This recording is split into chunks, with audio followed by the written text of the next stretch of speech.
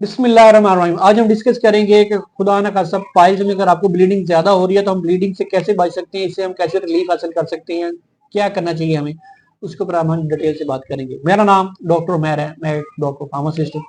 ये नीचे मेरा व्हाट्सएप नंबर दिया हुआ है। इस वीडियो के रिलेटेड या हेल्थ के रिलेटेड कोई भी क्वेश्चन करना चाहते हैं तो आप इस पर मुझे व्हाट्सएप कर सकते हैं।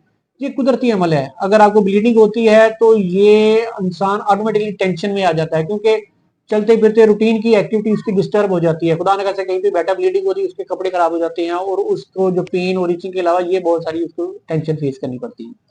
और इसके मेजर काजेज होते हैं कॉन्स्टिपेशन। आपने सबसे पहले तो अपनी कॉन्स्टिपेशन नहीं होने देनी, कोशिश करें कॉन्स्टिपेशन से रिलीफ लें, उसके टूल सॉफ्टनर लें जिससे आपको काफी हद तक इसका फायदा हो।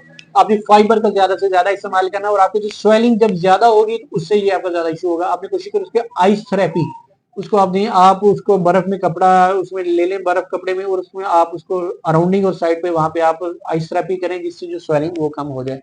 और कोशिश करें कि आपने लिक्विड के साथ लाइफ स्टाइल चेंज करें, अपनी जो है डेली एक्टिविटीज की गजा को सादा कर लें, एक्टिविटी में एक्सरसाइज ऐड करें।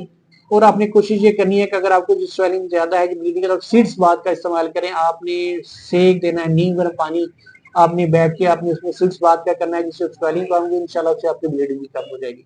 और इन चीजों पे अमल करें, अपनी लाइफ को सादा करें, अपनी गजा को सादा करें, इंशाल्लाह आपको इससे काफी हद तक फायदा होगा। इस वीडियो के रिलेटेड कमेंट सेक्शन में जाके अपनी राय लाजमी दें। अल्लाह हाफिज।